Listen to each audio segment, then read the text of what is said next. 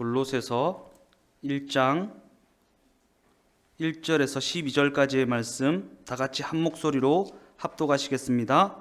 하나님의 뜻으로 말미암아 그리스도 예수의 사도된 바울과 형제 디모데는 골로새에 있는 성도들 곧 그리스도 안에서 신실한 형제들에게 편지하노니 우리 아버지 하나님으로부터 은혜와 평강이 너희에게 있을지어다. 우리가 너희를 위하여 기도할 때마다 하나님 곧 우리 주 예수 그리스도의 아버지께 감사하노라. 이는 그리스도 예수 안에 너희 믿음과 모든 성도에 대한 사랑을 들었으며 너희를 위하여 하늘에 쌓아둔 소망으로 말미암음이니 곧 너희가 전에 복음 진리의 말씀을 들은 것이라.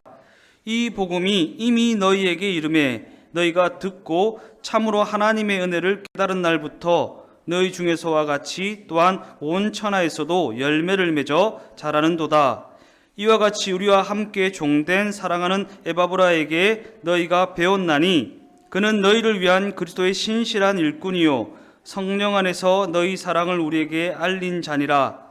이로써 우리도 듣던 날부터 너희를 위하여 기도하기를 그치지 아니하고 구하노니 너희로 하여금 모든 신령한 지혜와 총명에 하나님의 뜻을 아는 것으로 채우게 하시고 주께 합당하게 행하여 범사에 기쁘시게 하고 모든 선한 일에 열매를 맺게 하시며 하나님을 아는 것에 자라게 하시고 그의 영광의 힘을 따라 모든 능력으로 능하게 하시며 기쁨으로 모든 견딤과 오래 참음에 이르게 하시고 우리로 하여금 빛 가운데서 성도의 기업의 부분을 얻기에 합당하게 하신 아버지께 감사하게 하시기를 원하노라.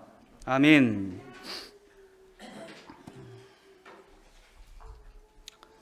오늘 전에 읽으신 본문의 말씀을 가지고 십자가의 목적은 동행입니다. 십자가의 목적은 동행입니다. 이러한 제목을 가지고 함께 은혜를 나누어 보고자 합니다. 오늘은 예수 그리스도께서 십자가를 지시고 죽음에 이르셔서 사망을 이기시고 부활하신 부활절입니다. 오늘 제목과 같이 예수 그리스도께서 이 땅에 오셔서 십자가를 지시고 고통당하시고 고난당하시고 죽음을 이기시고 부활하신 이 십자가 사건의 목적은 하나님이 우리와 함께 하시기 위함이십니다. 다른 이유가 없습니다. 오직 우리와 함께 하시기 위해 십자가를 지셨고 고통당하셨고 고난당하셨고 이기셨습니다. 그래서 십자가의 목적은 동행입니다. 가끔 저는 이러한 생각을 해볼 때가 있습니다.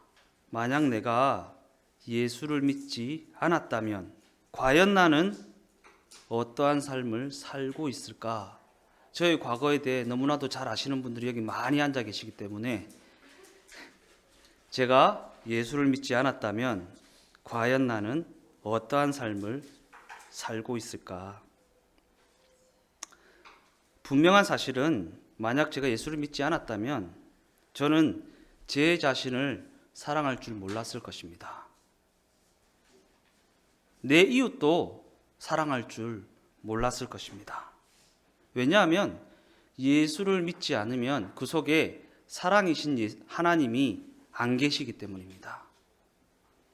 그냥 누군가에게 관심을 가지기는 하였을지는 몰라도 진정한 사랑을 나 자신에게도 줄 줄 모르고 주변 이웃에게도 줄 줄 몰랐을 것입니다.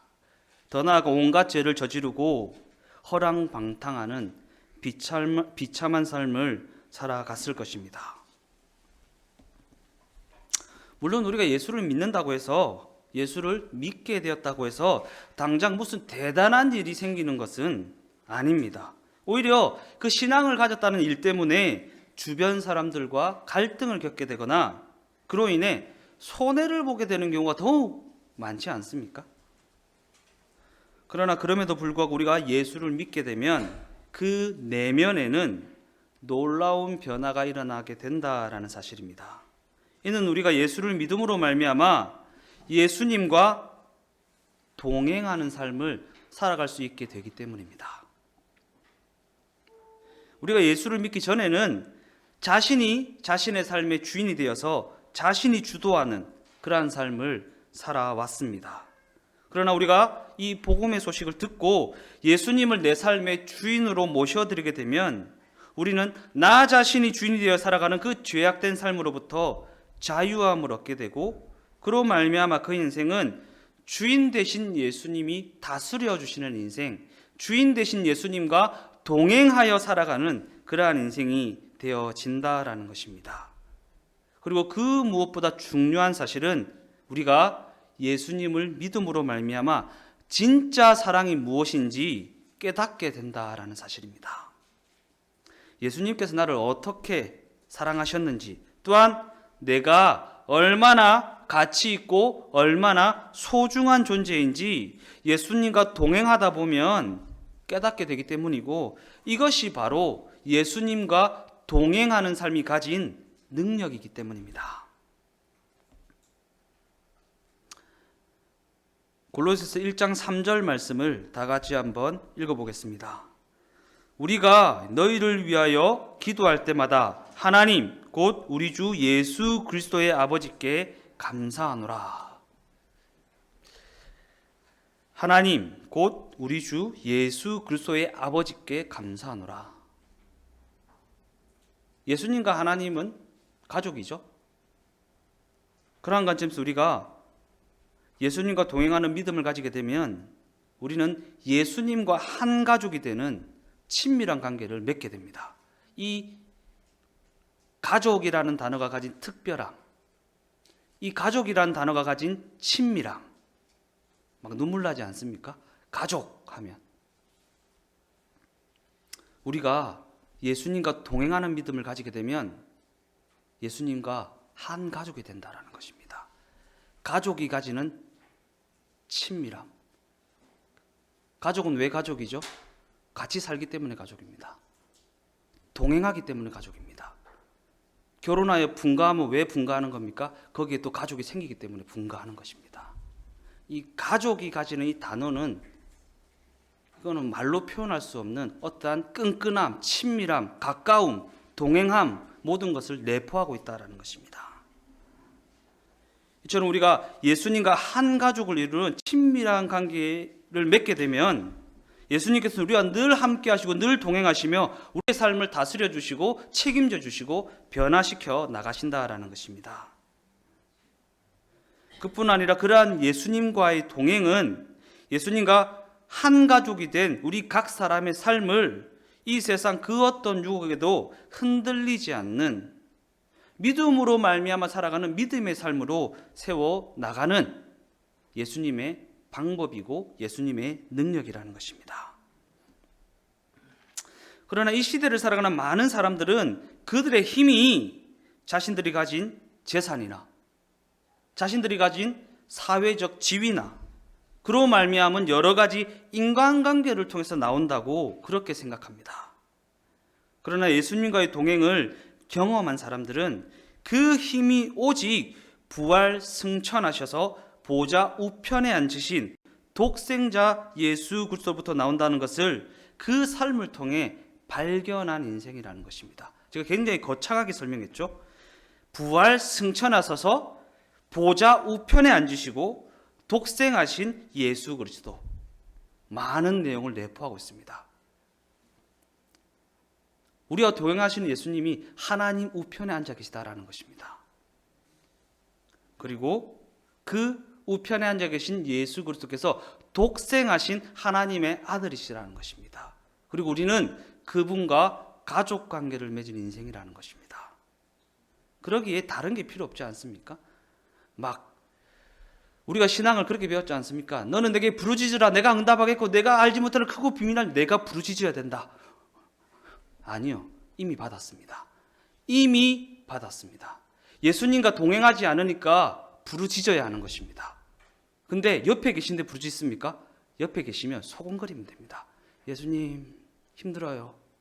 예수님 가슴 아파요. 이러면 됩니다. 근데 예수님과 동행하지 않으니까 막 소리를 지르고 막 가음을 지르고 쥐야 해야 되는 겁니다. 예. 근데 동행하고 있으면 그냥 속삭이면 됩니다.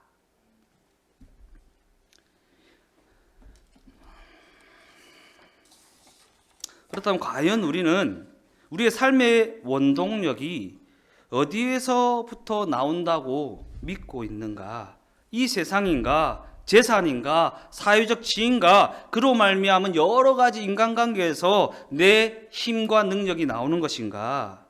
아니면 부활 승천하셔서 보좌 우편에 앉아 계신 독생자 예수 그리스도인가? 예수 그리스도와 가족을 이루는 것에서 내 힘과 능력이 나오는 것인가? 분명한 사실은 예수님과의 동행을 경험한 사람들은 삶의 원동력이 예수님으로 말미암았다는 것을 발견한 인생이라는 것입니다. 그래서 예수님과의 동행을 경험한 사람들은 예수님과 동행하는 것을 그 삶의 이유와 그 삶의 목적으로 삼고 살아가게 되더라라는 것입니다. 밭에 감추인 보화를 발견한 것처럼 그것이 이유가 되는 것입니다. 다른 것이 이유가 되지 않는다라는 것입니다.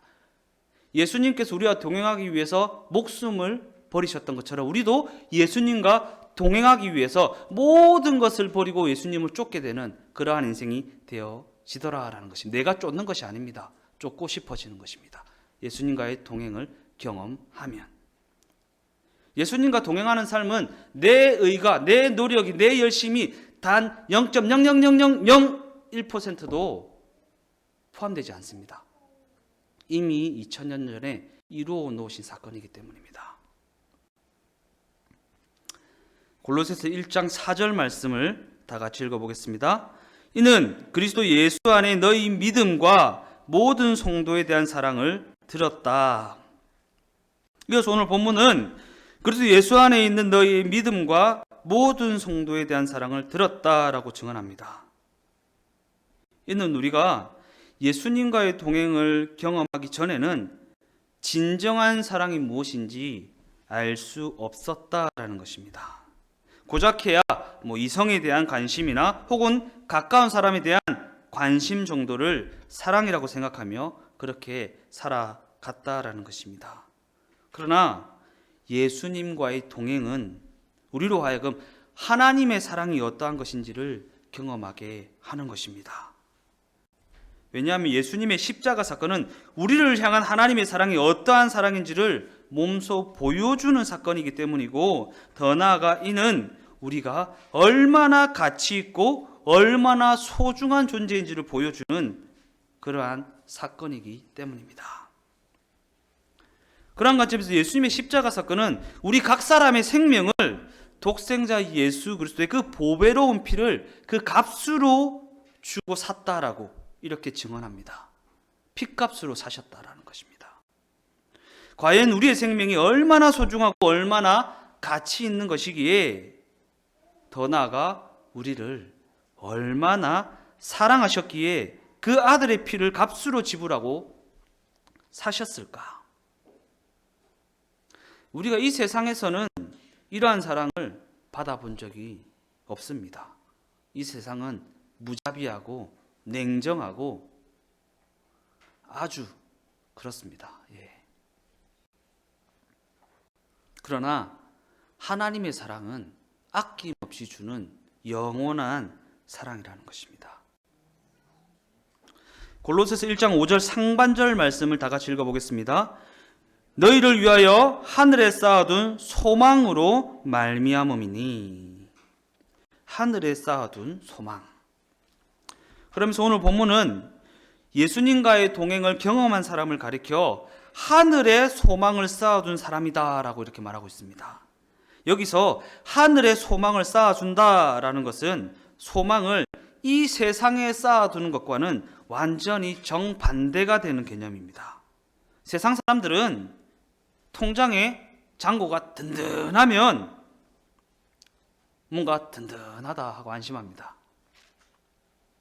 반면에 예수님과의 동행을 경험한 사람들은 밭에 감추인 보화를 발견한 사람이기 때문에, 더 나아가 이 땅에서의 삶이 끝이 아니라는 것을 알게 된 사람이기 때문에 그 소망을 영원한 하늘에 쌓아둔 지혜로운 삶을 살아갈 수가 있다라는 것입니다. 막 꽁꽁 감춰놓고 꽁꽁 숨겨놓고 막 스위스 은행에 감춰놓고 막 아닙니다. 제가 얼마 전에 얘기했죠. 첫 주 예배를 드리고 저 헌금함에 헌금이 있었는데 제가 개수를 못하고 그냥 가려고 하니까 어떤 분이 저한테 그 헌금 놔두고 가도 되냐고. 아니, 헌금 훔쳐가면 하나님이 필요한 사람한테 주셨겠지, 뭐 그걸 또 그렇게 걱정하시냐, 뭐 이런 얘기를 한 적이 있는데, 또 없으면 또 주시겠지. 주인 대신 예수님이 자유할 수 있습니다. 그러나 이 땅에서 삶이 끝이라고 생각하면 그럴 수가 없다라는 것입니다. 그런 관점에서 보면 예수님을 알지 못하는 사람들은 미래에 대한 소망이 없습니다. 더 나아가 그들에게는 죽음은 모든 것이 끝나는 것이기 때문에 그들은 이 땅에서의 삶을 전부라고 생각하게 되는 것이고, 그래서 그들에게는 이 땅에서 잘 먹고 이 땅에서 잘 사는 것이 그토록 중요한 부분이 되는 것입니다. 여행 가보셨죠? 여행 가면 그냥 조금 불편해도 잡니다. 조금 맛이 없어도 먹습니다. 왜냐하면 집에 가면 편히 잘 수 있고 집에 가면 맛있는 거 먹을 수 있으니까. 근데 그곳이 전부인 사람, 거기에서 맛있는 걸 먹어야 되고 거기에서 편하게 자야 되고 거기에서 누려야 되는 것입니다. 그러나 돌아갈 본향이 있는 사람들은 자유합니다. 오늘은 자자. 집에 가면 또 편하니까. 옷이 좀 그냥 있자. 집에 가면 또 갈아입으면 되니까. 이런 마음이 바로 천국을 발견한 사람이라는 것입니다.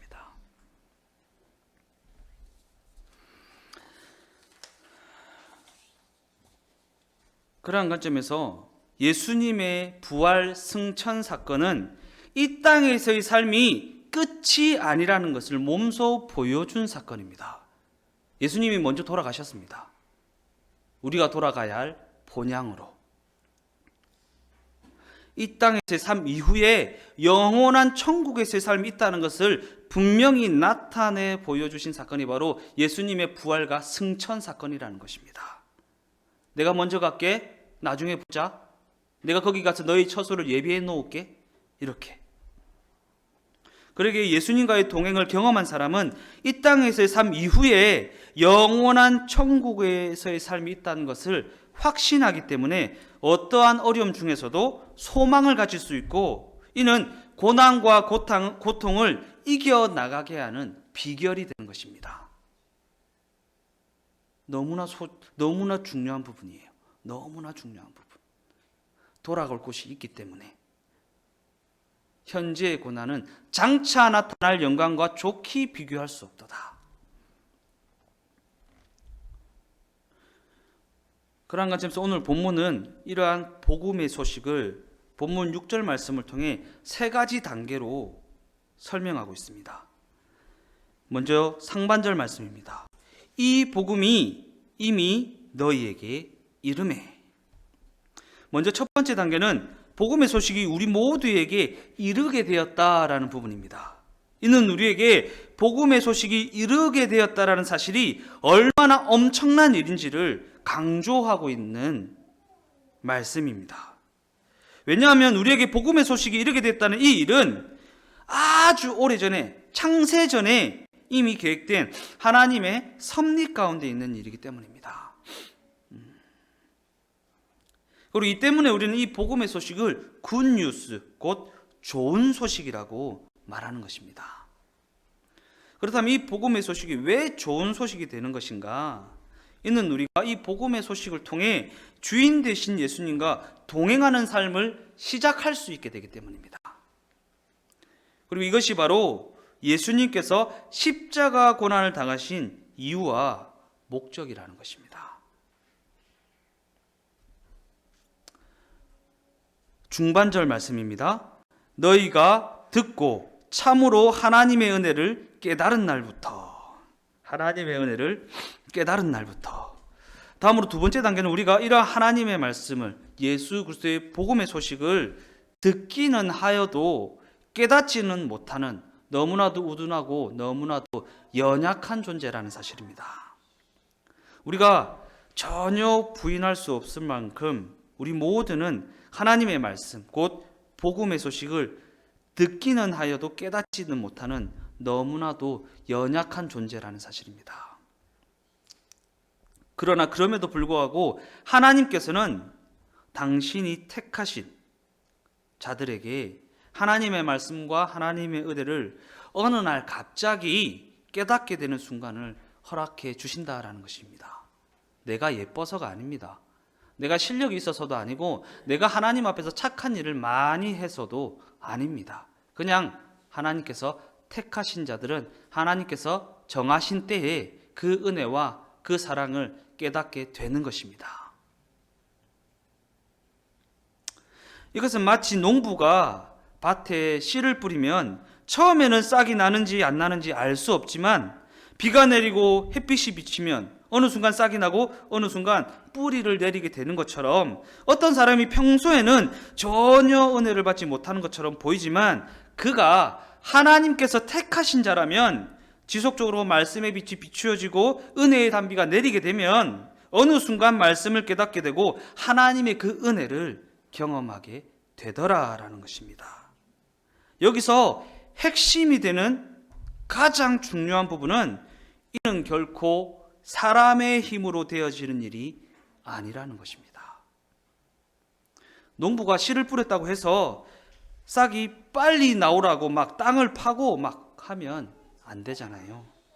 그러나 잘 참고 기다리다 보면 비가 내리고 기온이 올라가고 습도가 맞아지면 하나님의 섭리에 따라 어느 순간 싹이 나고 자라기 시작하는 것입니다.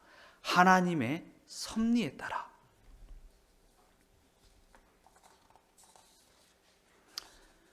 그래서 이 복음이 우리에게 이르게 된 게 하나님의 섭리 가운데 있는 것이기 때문에 너무나도 중요한 것입니다. 복음이 이르렀잖아요. 복음을 듣고 있잖아요. 하나님의 섭리 가운데 우리가 있는 것입니다. 그러면 깨닫게 하는 것도 이미 계획되어 있겠죠. 못 깨달을 건데 복음을 듣게 하지는 않는다라는 것입니다. 하반절 말씀입니다.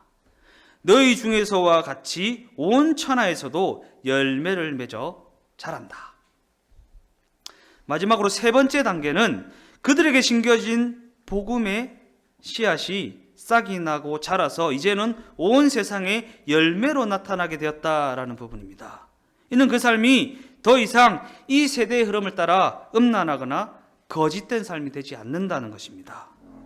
이 세대의 흐름을 따라가는 것이 목적이 된 그러한 삶을 살아가지도 않는다라는 것입니다. 지난주에 우리가 나누어 보았던 것처럼 이 땅에서 잘 먹고 잘 살고 잘 살려고 아등바등하는 삶이 되지 않는다라는 것입니다. 이 땅은 나그네의 삶이기 때문입니다.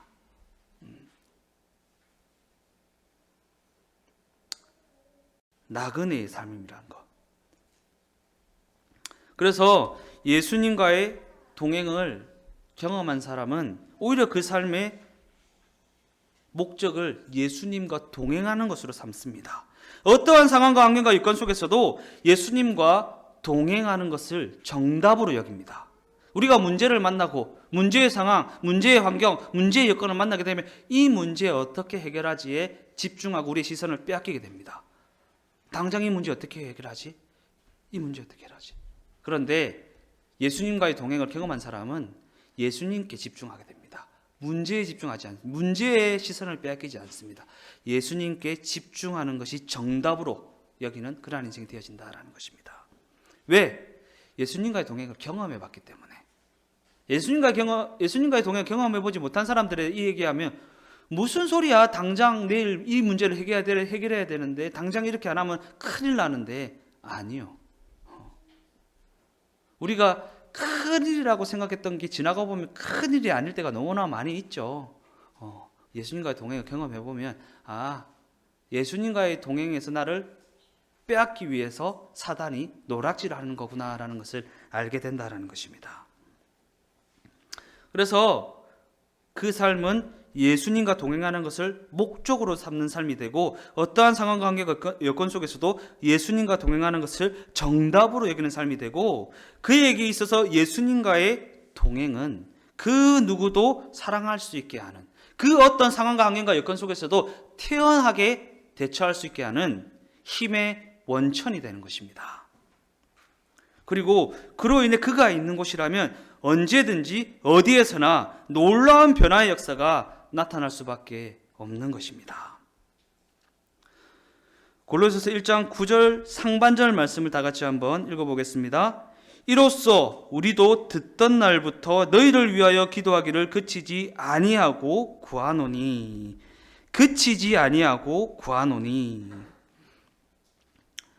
오늘 본문은 이러한 변화의 역사가, 이러한 동행하는 역사가 일시적인 일이 되어서는 안 된다고 권면하고 있습니다. 이는 우리의 삶이 일시적인 변화에서, 일시적인 동행에서 그쳐서는 안 된다라는 것입니다. 그렇다면 어떻게 해야 그 은혜가 그러한 일시적인 부분에서 그치지 않을 수 있는 것인가? 하반전 말씀을 다 같이 한번 읽어보겠습니다. 너희로 하여금 모든 신령한 지혜와 총명에 하나님의 뜻을 아는 것으로 채우게 하시고. 이를 위해 성경은 모든 신령한 지혜와 총명을 다해서 하나님의 뜻을 아는 것으로 채우라라고 권면합니다. 하나님이 우리에게 제시하는 방향을 아는 것, 하나님이 우리를 구원하신 목적을 아는 것, 곧 우리의 사명을 아는 것으로 채워야 한다라는 것입니다. 그리고 여기서 신령한 지혜와 총명은 하나님의 뜻을 알게 하는 능력입니다. 더 나아가 하나님의 뜻을 알게 하는 능력은 예수님과의 동행을 의미하는 것입니다.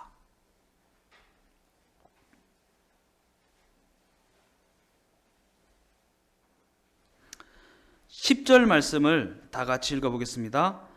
주께 합당하게 행하여 범사에 기쁘게 하고 모든 선한 일에 열매를 맺게 하시며 하나님을 아는 것에 자라게 하시고.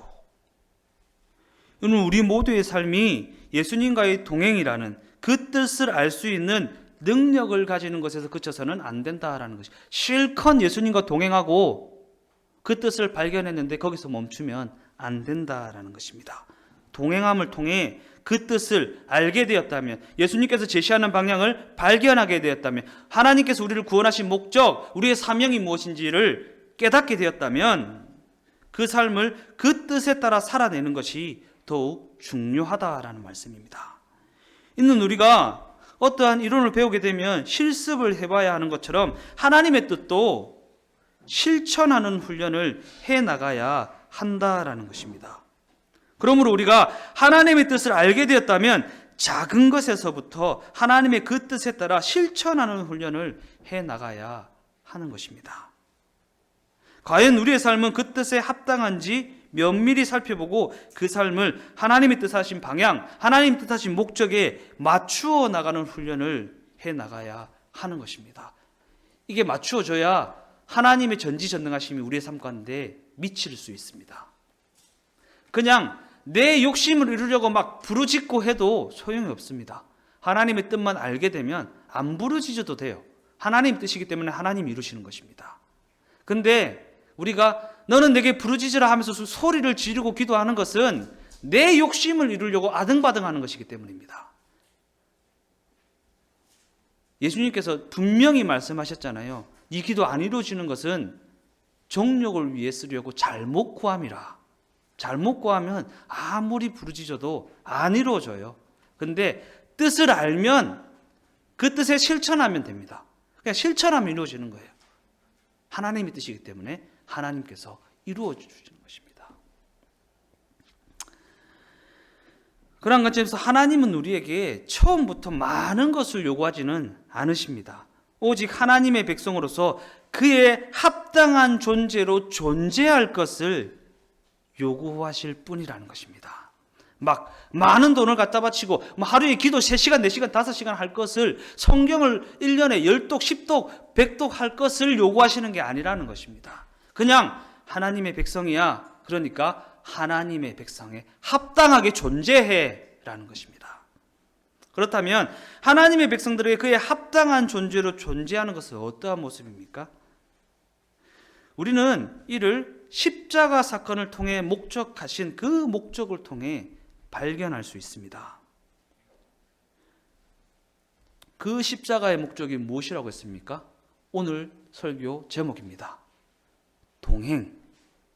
하나님의 백성의 합당한 존재의 모습은 동행입니다. 동행. 천국은 죽어서 가는 곳이 아니라 이 땅에서부터 천국의 삶을 살아내는 것입니다.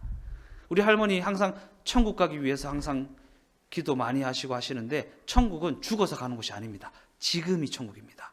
지금 예수님과 동행하고 있으면 천국이에요. 천국이 어디입니까? 하나님 나라, 하나님이 계신 곳. 지금 여기가 하나님이 계시잖아요. 그럼 여기가 천국입니다. 여기서 지내다가 잠시 잠깐 그냥 여기 지내다가 이사 가는 거예요. 예수님과 같이 있다가 더 좋은 집으로 이사 가는 거예요. 지금이 천국입니다. 하나님의 백성으로서 합당한 존재로 존재하는 것은 예수님과 동행하는 것입니다.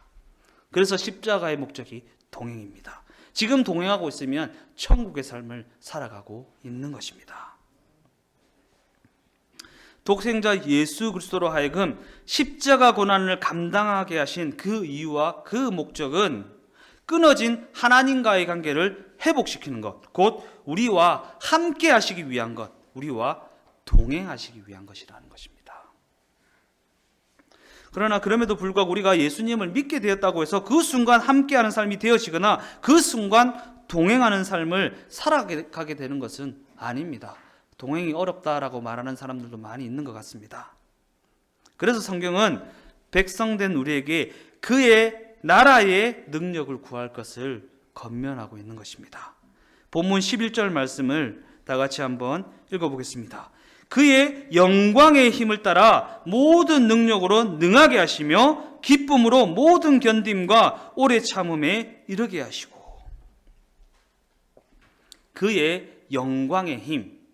이 영광이라는 단어는 곧 천국이라는 단어와 똑같은 겁니다. 천국의 힘, 영광의 힘. 영광에 있는 것은 하나님이 계신 곳이기 때문입니다. 이 땅에 하나님과 함께 계시면 그곳에 영광이 있습니다. 그리고 천국에서는 영원히 영광 가운데 살아가게 되는 것입니다.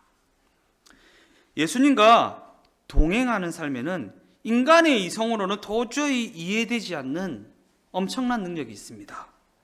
그래서 성경은 그 엄청난 능력을 그의 영광의 힘이라고 이렇게 표현하고 있는 것입니다. 그의 영광의 힘, 영광, 천국이 어디라고 했죠? 하나님이, 예수님이 계신 곳, 지금 나와 함께 계시면 여기가 영광의 힘이 있는 곳. 그러기에 예수님과의 동행은 하나님의 다스림을 의미하는 것입니다. 우리가 이렇게 함께 모여서 하나님의 말씀을 듣고 그 말씀에 믿음으로 반응하게 될 때 하나님께서는 우리를 그 영광의 힘으로 다스려 주시는 것입니다. 그리고 동행이라는 그 다스림은 우리 모두를 능하게 하시고 그로 말미암아 우리 모두는 감당할 수 없었던 일들을 감당하게 되고 이길 수 없었던 시험을 이기게 된다라는 것입니다. 더 나아가 우리는 동행이라는 그 다스림으로 말미암아 모든 것을, 모든 상황과 환경과 여건을 기쁨과 견딤과 오래 참음으로 능히 감당할 수 있다라는 것입니다. 전에는 고통과 고난의 시간을 억지로 감당했었습니다. 죽지 못해 살았다라는 것입니다. 그런데 이제는 그 모든 시간을 기쁨으로 감당해 나갈 수 있는, 기쁨으로 이겨나갈 수 있는 그러한 수준에까지 이르게 되었다라는 것입니다. 왜요? 예수님이 함께 해주시니까, 예수님께 집중하다 보니까 예수님의 능력이 내한테 임하게 되더라라는 것입니다. 그뿐입니까? 전에는 이 세상에서 성공을 거두는 것이, 좋은 직장에 들어가고 많은 물질을 얻는 것이 그 무엇보다 중요한 일이었는데, 동행이라는 하나님의 다스림을 경험하고 보니까 이제는 그러한 세상적인 가치에는 아무런 관심이 없어지고 하나님이 뜻하신 사명, 그 사명에 더욱 관심을 가지는 그러한 인생이 되어지더라라는 것입니다. 사명에 집중해서 느끼게 되는, 얻게 되는 기쁨을 한번 맛본 사람은 진짜 부활을 발견한 사람이 되어집니다. 하나님이 나를 이래서 만드셨구나, 이래서 구원하셨구나, 나를 통해서 이러이러한 일들을 하고자 하시는구나 라는 것을 발견하게 되면 와, 그건 진짜 말로 표현할 수 없습니다. 제가 축구에 미친 놈이었잖아요. 저 초등학교 별명이 축구에 미친 놈이었어요. 축구 아니면 안 된다고. 예전에 고등학교 졸업하면서 축구를 잠깐 그만뒀을 때 정말 막 농장에 머리 쳐박고 막 울고 막 이럴 때 아버지가 막 말리고 그러셨어요. 왜냐하면 축구 아니면 안 됐거든요. 근데 하나님을 만나고 하나님이 내게 주신 사명을 발견하고 나니까 아, 축구보다 나를 더 기쁘게 하는 게 있구나, 축구보다 나를 더 행복하게 만들어주는 것이 있구나라는 것을 알게 되었습니다. 사명을 발견하면 이 세상이 줄 수 없는 놀라운 기쁨을 경험하게 된다라는 것입니다. 결론적으로 오늘 본문은 이렇게 마무리되고 있습니다. 본문 12절 말씀을 다 같이 읽어보겠습니다. 우리로 하여금 빛 가운데서 성도의 기업의 부분을 얻기에 합당하게 하신 아버지께 감사하게 하시기를 원하노라. 세상 사람들은 온갖 궤변과 핑계를 대가며 죄를 합리화합니다. 그 죄를 혼자서만 즐기는 것이 아니라 그 죄를 합리화해서 많은 사람들을 그 죄에 동참시키려 합니다. 그러나 예수님과의 동행이라는 하나님의 다스림을 경험한 인생은 언제나 그 하나님의 빛 가운데 거하는 인생이기 때문에 죄의 유혹에서 언제나 자유하고 언제나 그에 합당한 존재로 존재할 수 있게 된다라는 것입니다. 하나님의 빛, 하나님의 빛. 어두운 가운데 있으니까 죄를 짓게 되는 것입니다. 그 죄를 지어도 괜찮다고 생각하는 것입니다. 오늘이니까 안 보이는 거예요. 근데 밝히 보면 못하는 것입니다.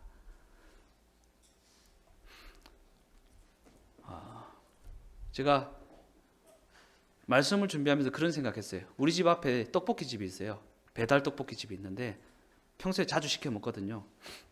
맛있어요. 근데 집 앞이니까 왔다 갔다 지나다니잖아요. 근데 그 아저씨가 그 떡볶이를 만드는 모습을 보니까 다음부터는 못 시켜 먹겠더라고요. 막 다 보이는데 담배 입에 몰고 막 이렇게 막 떡볶이 만들고 막 담배 이렇게 하면서 막 모르면 맛있게 먹을 수 있습니다. 모르면 안 보이니까. 근데 알면은 못 먹죠. 알면은. 우리가 빛 가운데 있다는 것은 안다라는 것입니다. 그것이 무엇인지 밝히 보여서 안다라는 것입니다. 그래서 동행이라는 하나님의 다스림을 경험한 인생은 언제나 빛 가운데 거하는 인생이기 때문에 그 죄의 유혹에서 언제나 자유할 수 있고 언제나 그에 합당한 존재로 존재할 수 있다라는 것입니다. 그래서 하나님의 백성이라는 우리의 존재는 이러한 세상 가운데 그 존재 자체만으로도 빛의 역할을 감당하기에 합당하다라는 것입니다. 이는 이 세대의 흐름과 이 세대의 가르침이 틀렸다는 것을 빛으로 다스려 주심으로 말미암아 빛으로 동행해 주심으로 말미암아 하나님의 하나님 되심을 나타내시기 때문입니다. 그래서인지 이 세상 사람들은 예수님과 동행하며 살아가는 자들을 이유 없이 미워합니다. 왜입니까? 어두운 곳, 곧 빛의 자녀들이 없는 곳에서는 죄짓기가 수월하기 때문입니다. 빛이 있는 곳, 빛의 자녀들이 있는 곳에서는 죄짓기가 불편하기 때문입니다. 그래서 성경은 예수님과 동행하는 하나님의 백성들의 삶을 세상을 비추는 빛이다라고 이렇게 말하는 것입니다. 그리고 이는 우리가 세상을 비추는 빛의 사명을 제대로 잘 감당해야 한다라는 그러한 말씀이라는 것. 존재해라. 빛으로 존재해라.